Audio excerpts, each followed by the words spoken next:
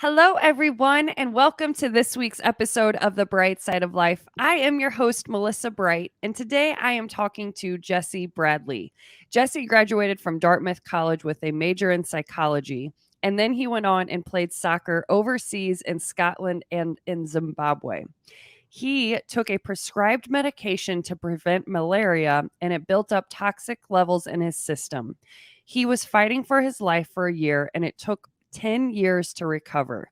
Healing came in a variety of ways for Jesse. New habits, mindset, direction in his life and prayers. So now Jesse wants to talk about what he learned and he wants to bring hope to other people. He also has a passion for adoption and helping other people with their marriage. He serves as a pastor in Seattle and he is married with 4 children and a new hamster. Isn't the hamster's name Kiwi?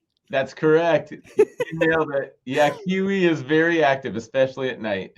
Oh my gosh, I love it. Well, Jesse, welcome to the show. Thank you for being here. How are you doing today? Thank you, Melissa. I appreciate the heart of your podcast too. The bright side of life. Let's talk about that. Let's talk about hope and restoration. And, we're all going through different challenges. And in some ways, I feel like there's always 99 challenges, but those challenges can become opportunities. And like we were just sharing with our stories, great opportunities for growth as well. And Yeah. so I love it here in Seattle. I'm grateful for where I am in life right now and just for this conversation too.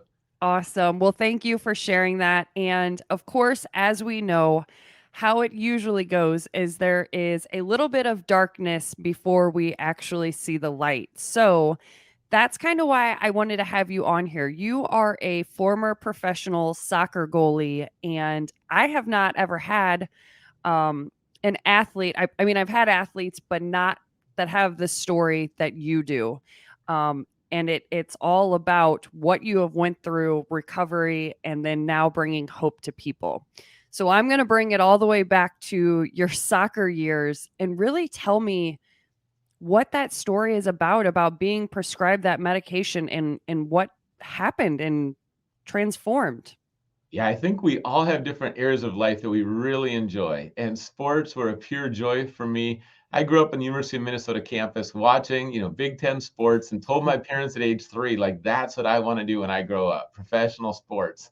And, my parents got divorced when I was 7, which was one of the hardest things in my life. And of course, as a child, you don't have control over that. And watching that play out, I realized one of my ways to cope was to play more sports, to do well in school, and just enjoy friends. And that was, basically my life in a nutshell, those 3 things. And then in college, I went to Dartmouth in New Hampshire and, in high school, played 3 sports, but soccer was the one I had the most potential. Basketball was my first love, but sometimes you don't get to go with your first pick. Soccer was a good backup, and I played in college. We had a great coach, great team. We won the Ivy League a couple times, made the NCAA Final Eight, and I continued that dream and played overseas. And as I was in Zimbabwe, I was taking a prescribed medication. So I was kind of naive, wasn't aware of side effects. Doctors didn't mention it. I thought I was just following a prescription, like what could go wrong? And I'm in great shape at that point, being a professional athlete. So it Yeah. wasn't really a concern. I kept taking it every week as prescribed. And eventually, at the end of the season, it built up toxic levels in my system. And maybe people who are watching and listening can relate where life is going one way and you think it's just going to continue that way, but something happens and all of a sudden it isn't going that way. It can't go that way. And now it's going a new direction. And when that includes, your childhood dream being crushed, there's a lot of mourning, there's a lot of change. I believe that some of the greatest experiences in life come in the worst circumstances. And, with faith, I think God does his greatest work in the most difficult times. But I'll tell you, it was a brutal journey and it was something I didn't want, didn't expect. And yet, some of the very best things in my life have come out of that.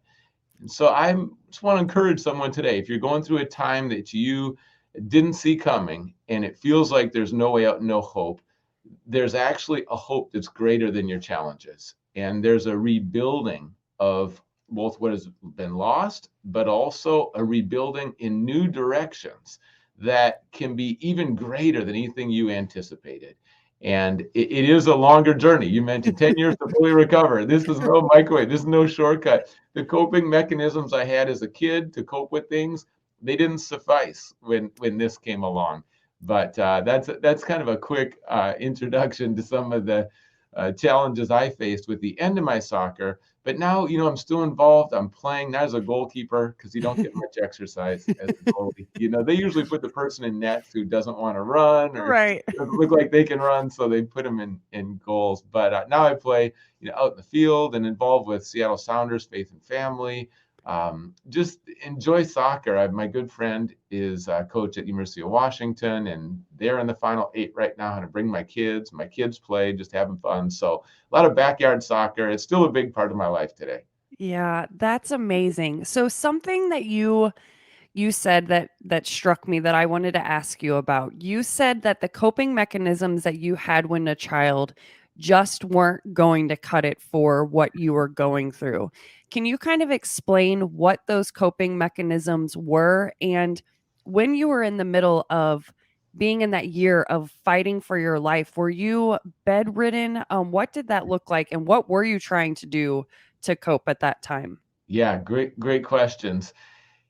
All of us have a natural place we just tend to go. When stress comes, when pain comes, when disappointment comes, like we run to something. We try to figure out how to navigate through it.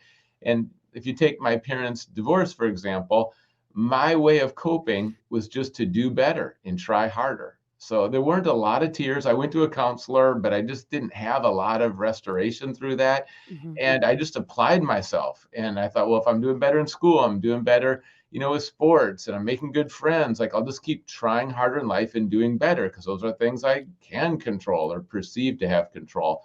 And that had some value because I mean, of all the options, it's not a bad option Right. to try to do some things better. But that really has the ceiling, and it can only take you so far. And for me, one thing is I just didn't forgive my dad, and that was a deeper work when faith became part of my life. I didn't believe in God growing up, but in college, and I knew God forgave me of all my sins and wrongs and things. Like I was able to forgive my dad, and that was a new way of coping, is to actually forgive the people who hurt you instead of holding on to resentment. But then also, when I got sick in Africa, I was really kind of going through denial and just trying to be tough. And it's no big deal. Like, even though it was a massive deal, right? And I didn't convince many people when I told them, oh, it's not that bad. It's not that bad. But I had to learn to let people in, and we need each other. And when you let the right people in, people are loving, they bring out the best in you, they're safe, you can trust them. I could open up and really let them into some of my pain and loss. And I found that although it's kind of scary and vulnerable, that's where a lot of healing happened. And similar with my relationship with God, I thought God's initially only interested in the things I do well. And then I realized, no, actually, he wants to come into those parts of my life where I'm trying to keep him out. And he brings tenderness and care and healing. And so that was a scary step for me, and just a new thing to learn how to go there, let people come in, and even kind of give in prayer some of my burdens away instead of carrying them all myself. And the challenge was just so massive. If anyone here has ever had like an ongoing challenge where, that 1 year fighting for my life, 10 years full recovery, it was so massive. There was no way to just try harder or white knuckle or just push through it because there just wasn't progress. There was no soccer to jump in. There was no school to jump into. There was no job to jump into. And sometimes the shattering of some of your coping mechanisms is actually opening the door for some new ones that have a higher ceiling and are healthier. And you're not going to learn those by just reading a book. Like you've actually got to go through life and choose them yourself. And just because your friend does them doesn't mean you're going to do them. And so to discover those, sometimes there's some scars and some headaches and some stubbornness along the way.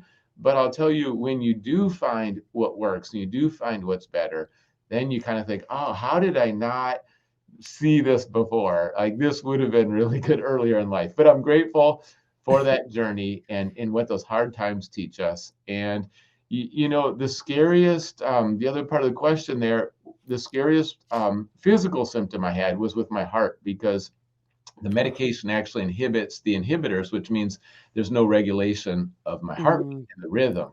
And tachycardia is 160 beats a minute sitting still.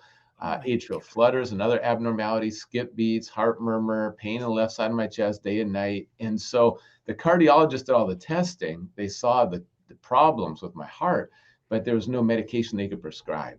So it was really endurance. And, would I Mm. make it? Would I not make it? Would my heart hold up? Would these eventually go away or get better? They didn't have answers because Right. they hadn't seen a lot of patients with this kind of drug toxicity. And I had other symptoms like double vision and sweats and chills and migraine headaches and all the physical symptoms. I had emotional symptoms of, strange dreams, panic attacks, depression. It was like a full takeover in my body and mind. And I was just enduring one storm after another. And they did, gradually improve, but it was so gradual. I literally charted my walking progress from month to month, that I could walk a couple more minutes, without my heart accelerating too fast. Right. And then I had to celebrate that progress, because in a chronic condition, you feel like you're stuck and you're not going anywhere. I had to actually mark the progress. So there was something to celebrate, that yes, after a couple of months, I am able to walk a little more. Right. And that's important for perspective too. So those are just some more kind of glimpses into my recovery and some of the good things that came out of it. Yeah. So something that you just said about reaching out to people, being vulnerable, not having the, oh, everything's fine, I'll be fine. I am currently reading Brene Brown's book, The Gift of Imperfections. Mm.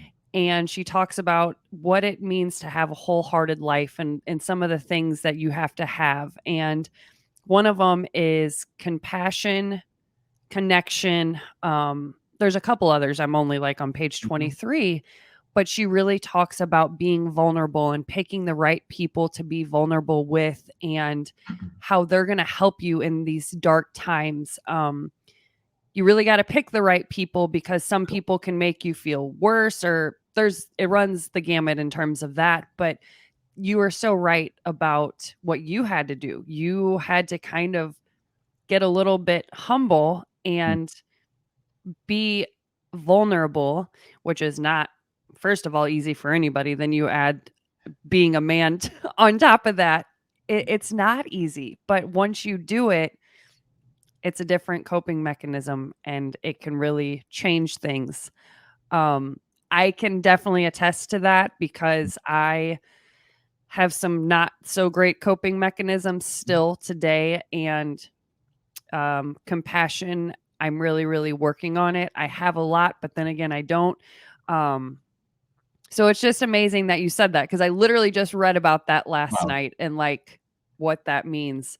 So I love that you said that. And then what else were we talking about? I just lost my train of thought, but Yeah. that's okay. Well, yeah, totally okay. Because, this is why I think people resonate with you and your podcast, is because you've overcome a lot, you're real, and you're also on this journey. And that Yeah. inspires people. Like, this is what I'm learning. This is how I'm growing. This is what I'd like to change. And none of us have it all together. We're lifelong learners, Yes. and I mean, every time I get on a podcast, I was like, "Oh Lord, please help me with the words." You don't know where the conversation's going to go, but it's real, it's authentic, and we're just sharing our lives with each other. And so, yeah, I appreciate your heart, your journey, and how you have the desire and are reaching out to so many other people who are in Yeah. similar situations too. Yeah, and it's not like, I was just going through something a couple days ago, and people know on social media, like I was struggling really hard. I felt alone. It's the holidays. Not only do I like miss my mom, I Mhm. don't have both of my parents with me, but my mom was whom I was most close with. She's been gone for 10 years, and Mm. just going through a couple things. And man, it's like during that time, I lost all of my tools. And Mm. I was like looking in this thing, but at the same time, I didn't want to even look at for any of my tools. It Mhm. was like I just had to sit and just be sad and cry and do all this stuff.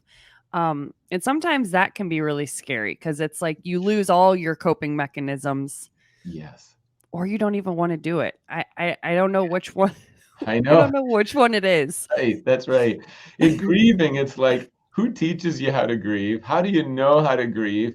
And if you don't grieve at all and you just try to stuff everything, that's not going to work out well. And Mm-mm. yet, it is scary to start to experience and go there with some of the pain. And I think I've tried to control the pain and just keep it compartmentalized. And to open up and go there a little bit, it's needed, but then it can feel like you just dove in and now there's no place. It's over your head. You can't swim in Yep. this area, and so yeah, that's very real, and we all need healing. None of us Yeah. are self-sufficient. We need Nope. each other. You know, Yep. from my perspective, I would say I need God because I know what life was like without God for so long, and we just need encouragement. I mean, that's daily. We need to inspire each other. We need to hear each other's stories.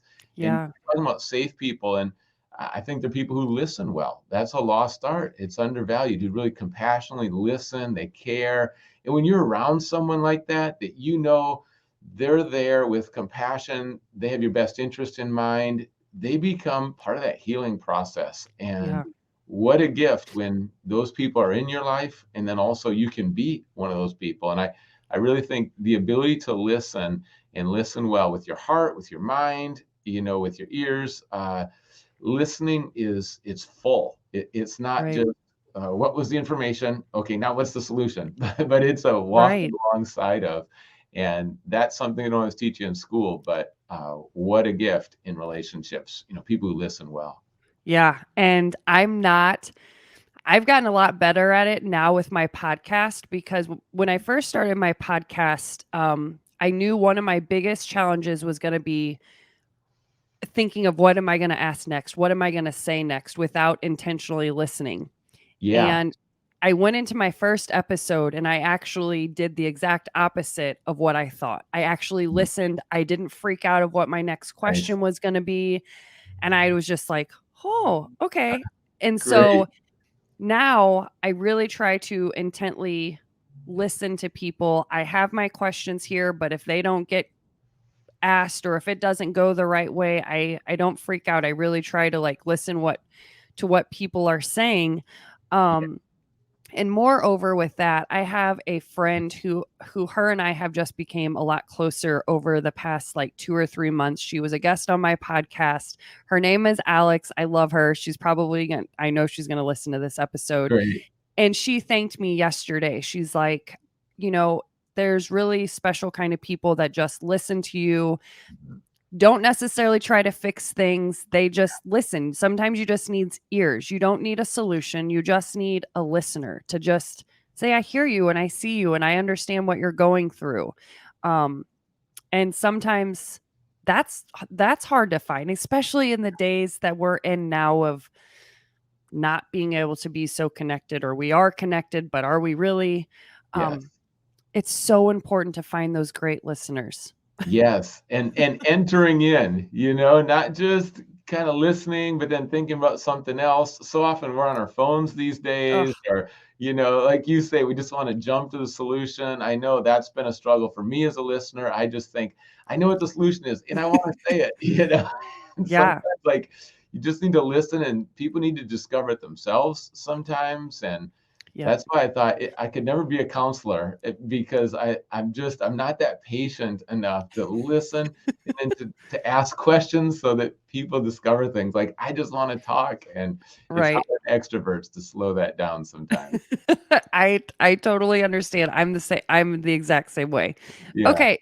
So when you say like the 10 years recovery process, what really did that look like for you? Were these those doctor's appointments? Was this the issues with your heart and getting up, like being able to walk? Is that the recovery that you're talking about? And if so, what else? I mean, 10 years, I cannot I even imagine. I I know. Yes. It's if growth in our lives was just linear, life would be so much neat and clean, and it wouldn't be messy. And similar with healing, if it was just this steady improvement, like wow, how simple that would be. But growth and learning and healing, it is like 2 steps forward, 1 step back, and then you think you're making a lot of progress, and then all of a sudden there's this regression, or you go back, and that's what was happening with my body. And as an athlete, I knew what my mind, was typically doing or capable of doing. I knew what my body was capable of doing. I'm in touch with my body. But when you don't know, like, what's going to come today, like what's going to be the mood today, or what's going to be the physical condition today, how much can I handle? That makes life so challenging. And for example, as I was gaining physical strength, I was there at a job and I wasn't sure, like, would I be able to handle it or not? Well, I got strep throat. And so I had to step back, and then I went back, and then I got strep throat again, and then I went back. I got Oh it a my third time. gosh. And my body just kept shutting down. It was like, no, I can't handle that job. So that's a glimpse again into the healing process, but it's frustrating because, like, I want to be back. I want to have relationships. I want to have that job, and I just can't do it. My body can't do it yet. So along that journey, I decided I'm going to go back to school because for graduate school, I thought my mind is in the best condition out of everything, and that's what I'll focus on. I don't Right. have to get into a job and then have to, be finished with the job because my body couldn't handle it. So I'll just take the long path, 4 years of school, and that's what I'll focus on. That was a big part of those years.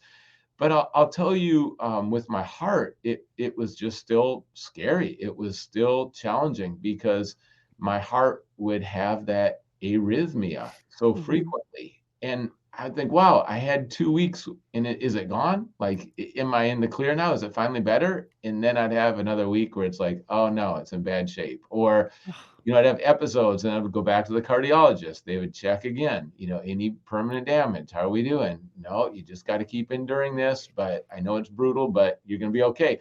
So that was kind of like a yo-yo, the ups and downs, well, how much health do I have? What can I handle? I just don't know my limits. How challenging is it going to be? And when are the symptoms finally going to go away? And I became a college pastor at the University of Iowa, and even going for that job interview, I was thinking, can I handle this or not? Even Right. for that weekend. And something happened about 3 months into that job where it was like my strength came back and I just felt more myself than I had in the last 9 years, and it Right. was like all of a sudden it was like I'm back and it's on and I can do this. And wow, that just brought so much hope. When you long for something for 9 years, Oh, and then finally you get a taste of it. It tastes so good. It tastes so good. And then I just felt like a kid in a candy store because all of a sudden I still had to choose and set limits and be realistic. But sure. all of a sudden I felt like, wow, I'm doing something I enjoy. I've got energy. I don't have to just figure out how I'm going to spend these two, energy tokens during Right. the day. Like I've actually got 10 to spend. And so there was a lot of joy in Iowa. Yeah, that is absolutely amazing. So, can I ask you during these 10 years, like I'm still trying to like wrap my head around 10 years. I'm like 10 years ago I was 25, Mhm. 26.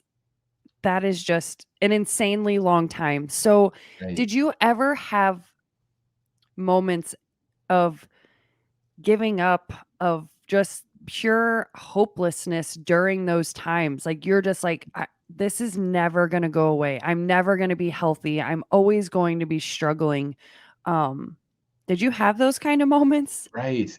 I was constantly dealing with the uncertainty and the unknown because no doctor could guarantee I'm going to get any better. And when it lasts so many years, and here I am, in my 20s, still in my 20s for a lot of that, thinking, Yeah.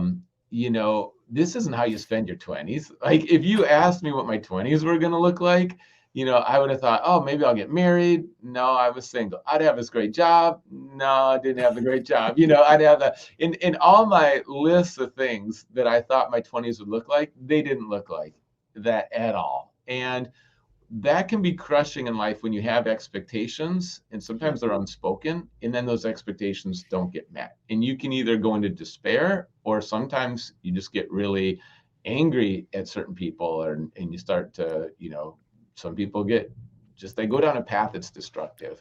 Right. And so how do you adjust with that? What do you do with that? And where's the hope? So during those years, though, I would say some of the biggest shifts in my life happened. And one of them was with my identity, because without even realizing it, it really was linked to performance. And that's a trap. Now, if you're doing well in your job, or, whatever that looks like, if you're doing well, it can kind of pacify you. But the danger with performance as your identity is that if it's going well, you can be inflated. If it's not going well, you can be deflated. Yep. And it's really another roller coaster ride that you don't need. And what you do is not who you are. And so that shift happened. I believe identity is like an anchor. You choose where to land it. And that shift for me happened because I lost soccer, because I lost my health, and I didn't have friends around in my career, and all those things I lost. I realized my identity can't be in those, because I could lose those. So for me, I landed it in God and his love. And that's where I really felt secure. And then also habits, like my thinking was so important during those 10 years. And the battles between our ears, the battles in the mind, when you have victory there, it pours out into every part of life. And I would have first thoughts that were terrible. First thoughts that I'm never going to get better. I'm never going to have a career, or I'm never going to get married. Or, sometimes they were even to be initial thought on self-harm, or, I just have so many initial thoughts that were so negative. And what I realized is I can't control that first thought that comes in. It just comes. But I can decide not to harbor it, believe it, entertain it. And then here's the power of the second thought. I can replace it with something that's good and true. So I started to have intentional things that I would choose during the day to keep my mind out of the ditch. And I would write down 10 things every day I'm thankful for. I would have intentional thoughts, because that renewing of the mind. And I didn't grow up ever reading the Bible, but I took some Bible verses, and those became some of them. And I had some in my pocket that I would just go to. And it's like, nope, I'm not just going to sit on the negative, destructive thoughts and just let it take over. Like I'm going to replace it with a second thought. So some of those habits, like as a goalkeeper, I kept the ball out of the net. And all of a sudden, it wasn't a physical goalkeeping. It was in my mind. I'm going to guard from those darts that are coming, and I don't want them. Nothing good's going to come from them. And that became kind of that tenacious, the battle bit in the mind. And so all that to say, there was a lot of significant growth during those 10 years. And I would say that the greatest growth in the fruit comes in the valley, not the mountaintop. And when things are going well, you can just kind of hit cruise control, enjoy it, absolutely. But you really grow, and you really figure out what works in life, and transformation happens at those low points. And looking back, it's like, oh, and I want it all over again. It's like, I guess so, because the growth was so valuable, and I just wasn't on that path. I also became a pastor. I never saw that coming. So there was a lot of things that came out of that time that were very good. Yeah. But it was brutal. And sometimes in life, it's just both. And it's like the railroad tracks. You can't separate it. And, they're tied to each other. And I believe pain leads to purpose so often. And pain leads to passion. And that deep pain has led to a passion and purpose in my life that if it wasn't there, I don't think I'd have the compassion for some people. I don't think I'd be doing what I'm doing. Like that pain, C.S. Lewis says, pain is like a megaphone to rouse a deaf world. And it was an awakening in my life. But something I wouldn't want anyone else to have to go through too. Right. Oh my gosh, that's amazing. So I have a question for you, just because I know that we met like on the same app. Do you know who Joe Delagrave is? I'm trying to picture Joe's face right now. Tell me a little more. Yeah. So he is, he actually just retired, but he was in the Paralympics on the Team USA for 10 or something years. Mm-hmm. And he was on my podcast, and he had a very similar story in terms of, he was in a tragic boating accident when he was 19. He was playing college football, living the dream. Wow. that Yeah. was taken away from him. Yeah. But then he wound up becoming like playing professional, not rugby, oh, wheelchair rugby. Yes. But he, like I forgot what year, 2016 Olympics or something, Mm. he got cut from the team Mm. and he was like devastated. Yeah. And he said, or they didn't win gold or something like that. And he said, I placed all of my worth, Mhm. every ounce of my worth Yeah. on a piece of metal. Mm. And Wow. he's like, so when I didn't get that, I was lost. Yes. And that was at a pivotal moment for his life because he realized that, yeah, when things are going good and you're performing well but when you don't have that and you Right. lose your identity, it's like, wow, maybe we can't be putting our value and our worth in these gold medals if they don't happen. What a powerful story. I mean, that's profound and vulnerable again for him to share that too. And yet Yeah. we can all relate. And for so many athletes, I mean, the path of an athlete, it's not going to last that long because even if Right. you play professionally, you're still going to probably be finished by like age 30. And then you've got a lot of years left. And it's just hard to find a replacement. When you play sports, you have a lot of times people respect you just because you're an athlete or Right. socially.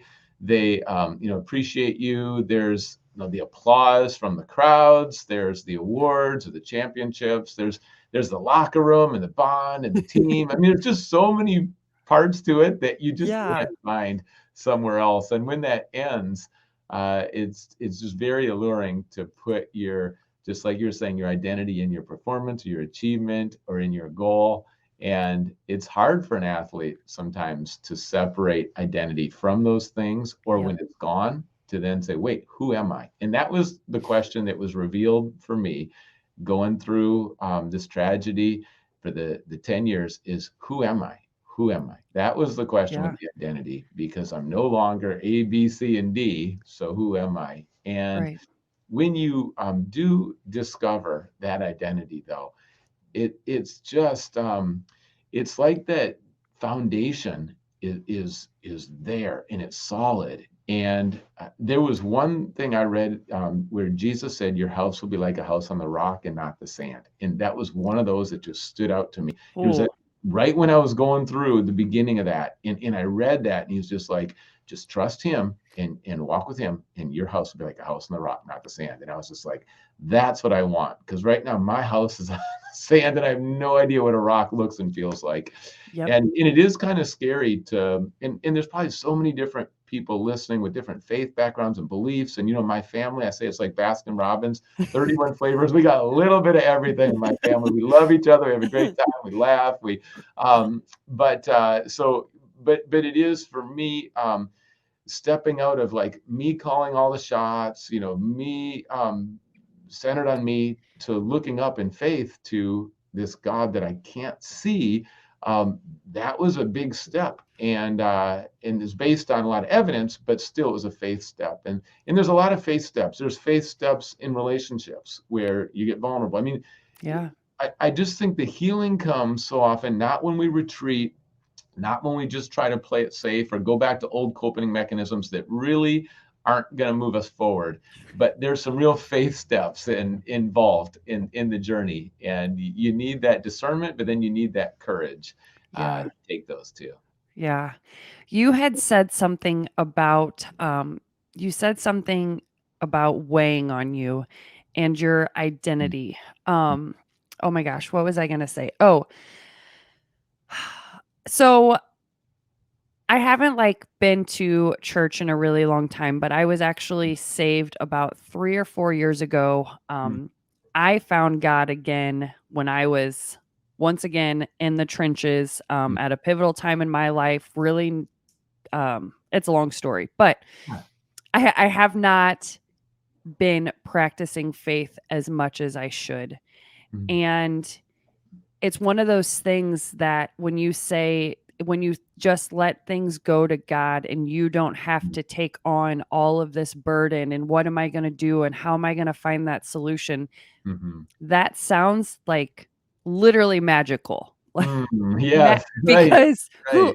I don't want to deal with these problems every Yeah. day of my life of whatever we have going on. Yeah. Um, and that's something that I want to remember, that I don't have to do it alone, even though Mhm. so much I Mhm. think I do, because I have been felt so alone in my life because I've lost my Yes. parents in life, and that is Right. huge abandonment issues. Mhm. Huge. Mhm. Yeah. Um, That's right. so then you get in that coping mechanism of I'll Mm. just do everything myself. Right. I don't need anybody else because, well, this is what my life is now. Yes. And I need to remember that as well. Yes, that makes sense. It makes a lot of sense. And, I believe that it's a relationship. I didn't choose it because it was rules or rituals or religion. Like I Right. wasn't looking for that. And I knew I'm never going to be perfect. So I'm not even going to pretend or fake that.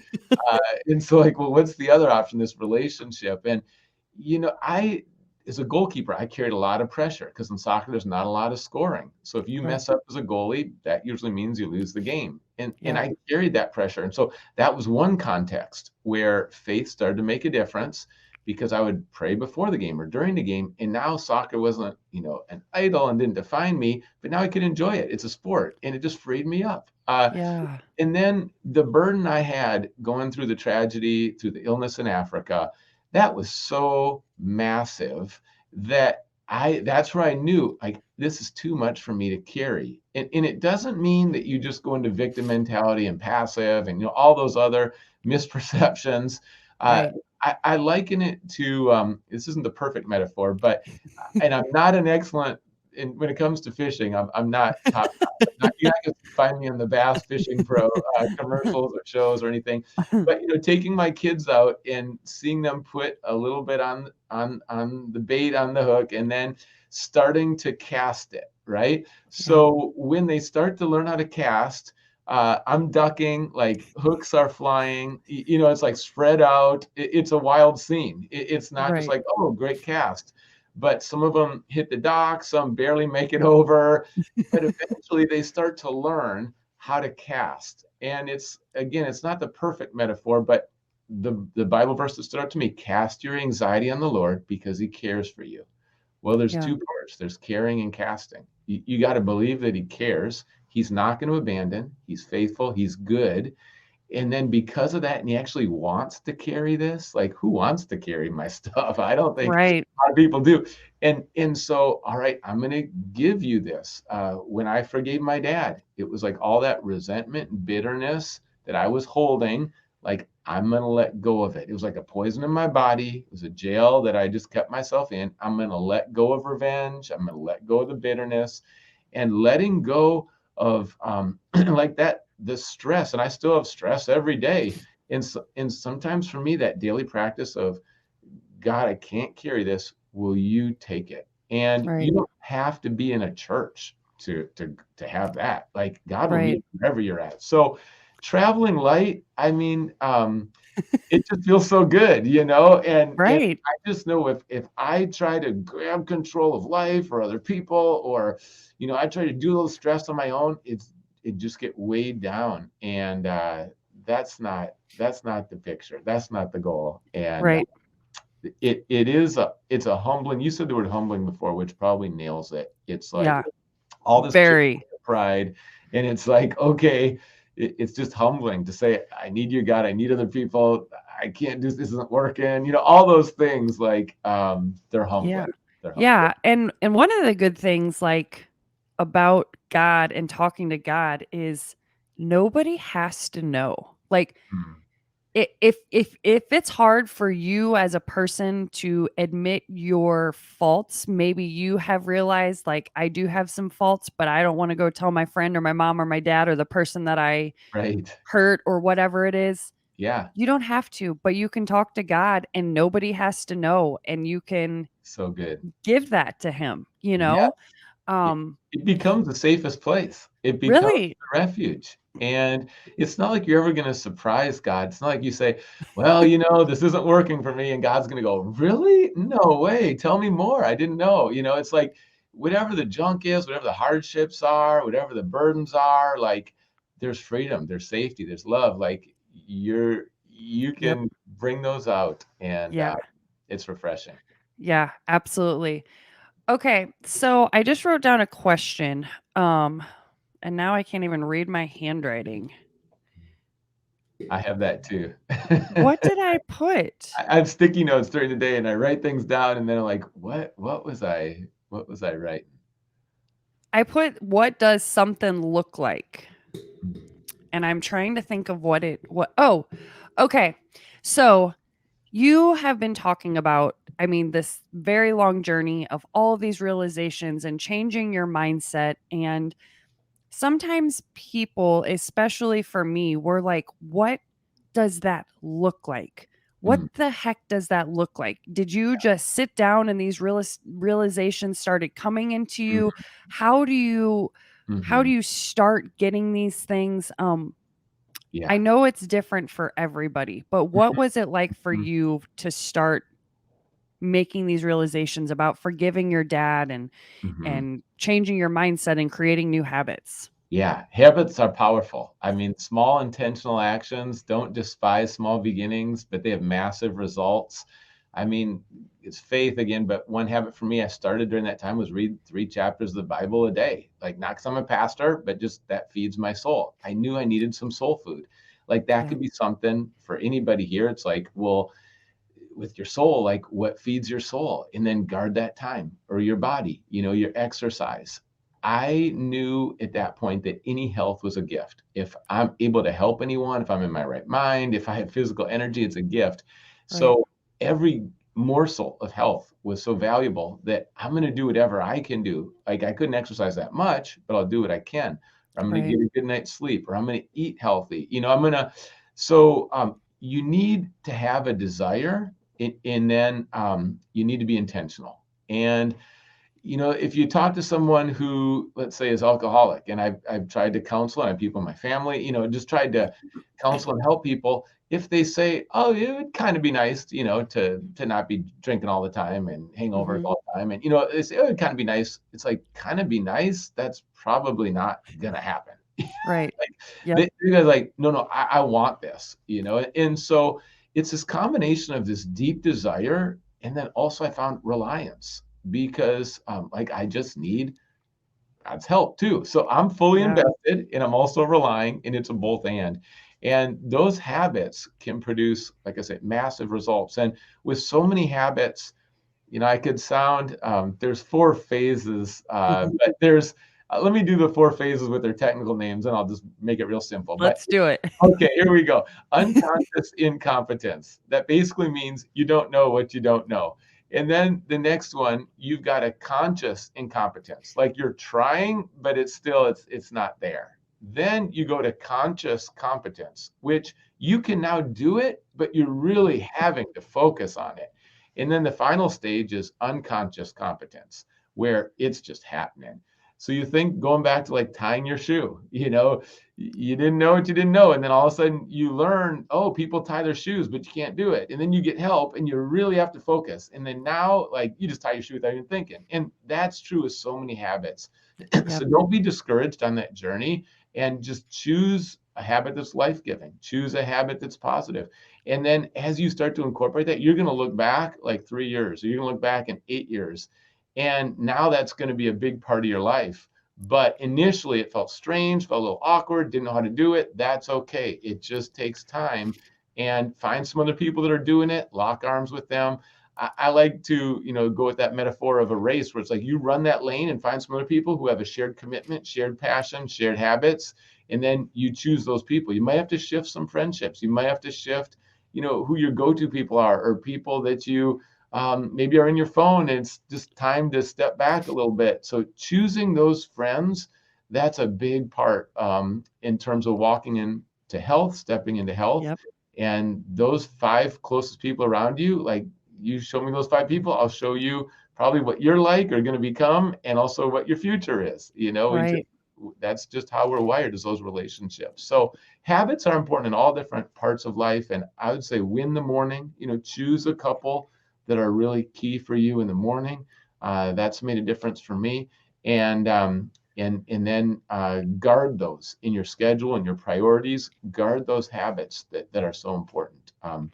this is a silly one, but like as a goalkeeper, I just have a sore back from all those years of diving. And so I literally have this ball. It's bigger than a tennis ball. It's not a basketball. It's under my bed. And I wake up every day and I roll on that ball. Like it's kind of nerdy. I, Right. I bring that ball when I travel, and people are like, what are you doing with the ball? Like, why do you bring a ball? Like, are you hoping to play a little, mini Right. basketball game? I'm like, no, it's for my back. And like, oh, you got to do that every day. I was like, I got to do it every day. But, that's just part of being realistic about my back and what it needs. Yeah.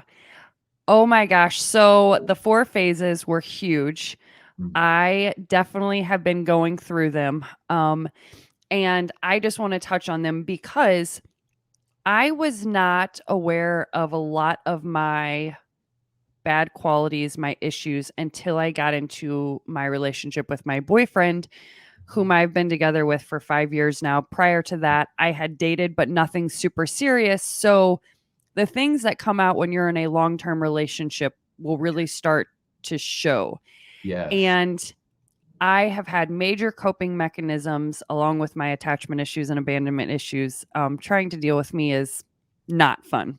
Oh, But I have learned, like, people hear me talk about this all the time. If I feel I have disappointed somebody, I'm usually going to like overreact and double down and explain why my action was okay and I should have done it and I should have gotten angry and all this stuff. So that's where it's kind of like I'm in phase 3 in some mhm. scenarios, and Yeah. then I'm phase 4 in some scenarios. Awesome.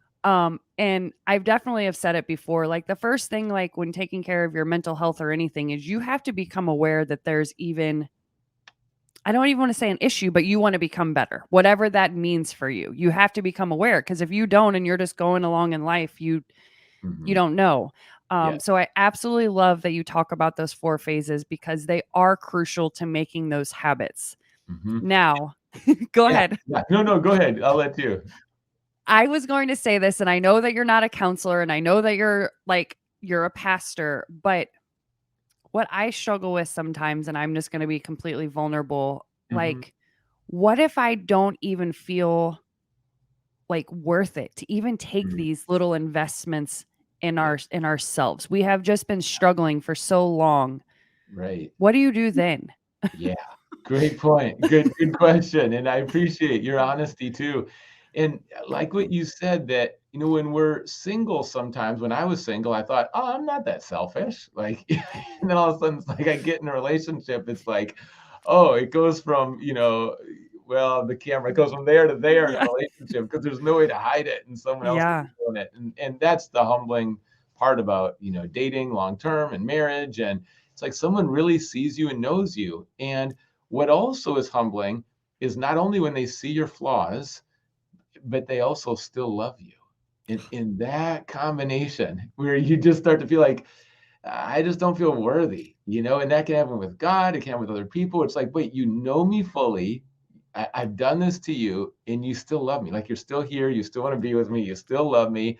Right. And I saw a couple people just come to know the Lord and baptize them, and both of them had the phrases in their story of just I just didn't feel worthy. Yeah. And there's a lot of us, we're so aware of our flaws, and then we're actually harder on ourselves than the other person is or that God is. And how do we step out of? I mean, for so many people, it's kind of that guilt and that shame, and then that low self-esteem, and it can be that downward cycle. Yeah. But when you have someone who reminds you, and really, if it was someone else, you might be very kind and gracious to them. You might be encouraging them. You're like, look how much you've grown. Like, look what you've Right. overcome. But when it's ourselves, we just feel like, oh, I'm not worthy. So love is the most important thing in life, and to receive that love. That's Yeah. I didn't want to receive a love from God, and so it's like, oh, to receive it was new. I didn't think anyone would want to hear my pain and disappointment and the ugliness and the questions I have and the doubts I have, and then still want to be there and love me, but they Mhm. did. And Right. and my encouragement is to keep receiving love, because love is what's going to heal. It often comes through a person in a relationship. When there's negative self-talk, sure, some new habits are good. If we've been hurt by someone, it'll be someone else that comes along, and it's so often a person that is going to be the healing instrument. And for that, your boyfriend to love you well, Right. then you just gotta let go of some of that shame and guilt, because you don't want it. Ultimately, you don't Uh-uh. want it. The other No. person doesn't want it. No, you don't need to carry it. It doesn't have your name on it. It's not you. It's good to let go of. So, Yeah. Okay, so now I'm going to ask a real tough question. all right. I don't it's probably not a tough question for you, but I am probably assuming that there are maybe some listeners that just might not believe in God, that Mhm, their problems seem way too great. mhm. What is me praying going to do? What is me talking to some man I can't see? What is that going to do? Yeah. So, I guess the question is, how can you explain to somebody after maybe they start accepting God into their life? Is Mhm. life just perfect after that once Mm. God is in your life, or what happens? Yeah, good question. So many people are right there, I think, too, just what you're saying. My journey was with my mind and my heart. And my mind, I really kicked the tires. I want to know, like, all right, is this text reliable? How many copies? How accurate are the copies? I looked into that. Okay, the resurrection, like, how many eyewitnesses? All right, what's the evidence? I started to read some books. Like, I had all those questions. I just couldn't do a faith that didn't have facts and evidence. It's like I got to start there. So that was my journey with my mind. And for some people, they might lead with their mind, and Mhm. that's going to be key. And those resources are there. I think some of the people who've written the best stuff, like Lee Strobel, it came out of a place where he was a journalist in Chicago and didn't believe, and it's just like, I'm going to prove it's false, and then got all the evidence out. So that's interesting. We start looking at actual evidence. Yeah. But then for the heart, I would just say, for me, I couldn't figure out why. And when I really chose faith, this relationship with God, is a time when my life looked like a success. And I think so often there's an outside story and an inside story, two stories in our lives. Yep. And like on social media, people love to present one way. But what's the inside story? The outside story is what people see, the Yep. inside story is what they don't know.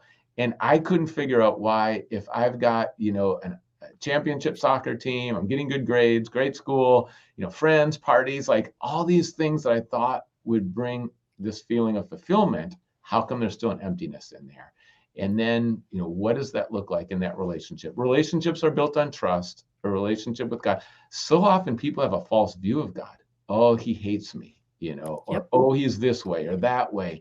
And they reject a false view.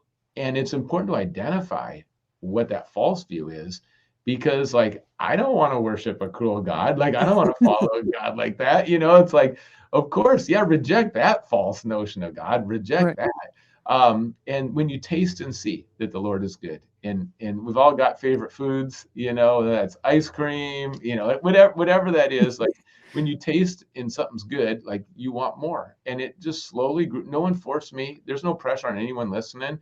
Right. But when you taste and see, that desire grows. But all of us have doubts, all of us have questions, and I think a lot of times it just comes down to, are we even open? And that's Mm. where I had to, when I started to learn about Jesus. C.S. Lewis said, like, when someone claims to be the Messiah of the world, you can't just say they're a good teacher and a nice guy. Now, someone makes that claim. Jones made that claim. It was a cult. Right. Like, you've got to choose. Are they a liar, a lunatic, or Lord? So I had to make some intellectual decisions on the journey of faith Sure. based on evidence. And it was a combination of head and heart for me. Yeah. But yeah, and if anyone wants to connect too, I mean, some of these topics, we just, during COVID, made some marriage videos, and, dating, relationship too. All those videos are on a new website we put together, jessebradley.org. There's some hope resources, questions about faith, if anyone wants to process or talk about any of it. All my social media links are there, and we'd love to connect with anybody too. Yeah, I love that. And as I've said before on the podcast, because I forgot to mention this for a while, But if everybody goes to the brightsideoflifepodcast.com and go to Jesse's individual episode, you click on it, it's going to have his guest profile, and that's going to take you to right to his website and everything. So it's just as simple as as that. Okay, thank you. That was a great answer about the mind and the heart, Mm, because people do have, their doubts, and they want to figure out, they just want to make sense of it. So many people, and I feel like some people want to believe, but they're scared, or yeah. they think it's silly or whatever it is. Mhm. And I guess my advice kind of is, well, the reason why I say it's my advice is because when I was literally like had nothing, nowhere else to turn Yeah, besides to God, yeah. why not? What do Mhm. you have to lose? That's right. And I like to say when it starts to feel like, wait, this is too good, then I'm like, now you're getting it. Because Yep. grace was massive for me. It's an undeserved gift. And so much of religion that I was reading about was striving and achieving and trying to be good enough to eventually earn God's love or keep this law. And I'm like, no, like that just doesn't work or Right. make sense. And like grace, like that you're already loved and pursued and known, and like it's a relationship, it's like that's inviting. And the more I learned, I was like, wait, this seems too good. Like all my Right. sins are forgiven. God loves me that much. And it's like, yeah, he does. And it's like, wow, okay. That's humbling. Again, kind of a theme, I guess, today. But Yeah. that it's going to be a faith step. And you might get mocked for it too. Like in my family, there's some people who threw some shade. There's some people who really pushed it down. But Yeah. ultimately, like someone else, if they throw negative stuff at you, you can't give that too much power. Nope. And when you know like you're healing and you're on the right track, like you just keep going. Just keep Yeah. going. Yeah. And it's your journey, and you don't have to explain that to anyone else, or they might have their own stuff. They might, Hmm. I mean, they could be jealous. I want to believe. Like I Hmm. was there for a really long time with wanting to believe. I had to see my friend pass away of cancer at the age of 26, and Wow.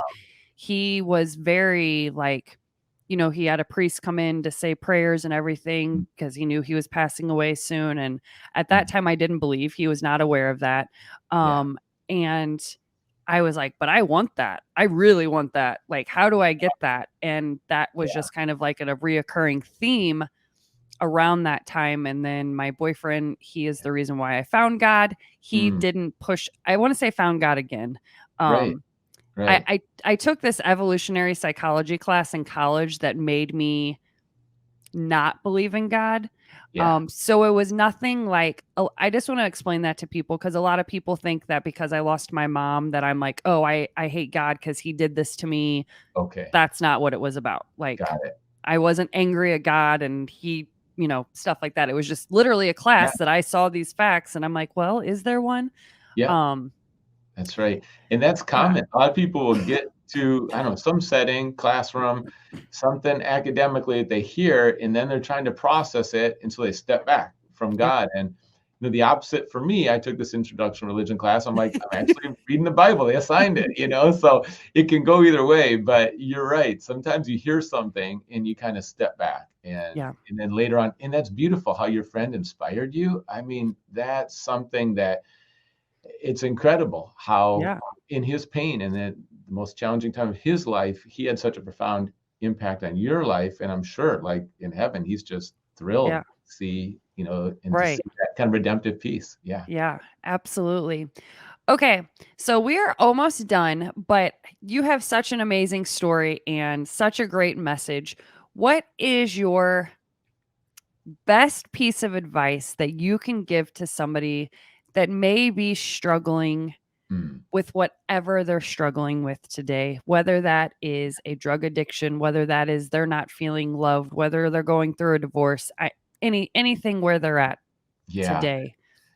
48% of Americans during the pandemic, according to the Census Bureau, said they feel hopeless. And when I read that, it just hit me. It struck me. Sometimes, I mean, a statistic tells a story, and that one hit my heart. And Mhm. hope, I want to say, is so much more than a feeling that just comes and goes Mhm. randomly.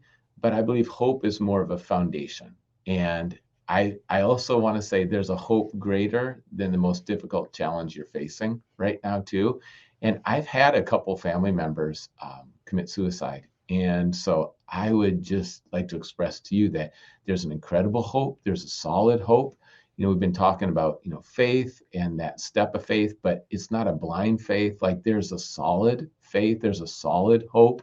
And also in any situation you're in, I was in a situation in my life where it literally felt like if it's a table, the four legs were kicked out and I'm at the bottom. And now it's like, what's going to happen in my life? And Right. what does this rebuilding look like? And over those 10 years, and I just say to anyone listening, like there's a way out. If you feel trapped, there's a hope that's greater than the darkness.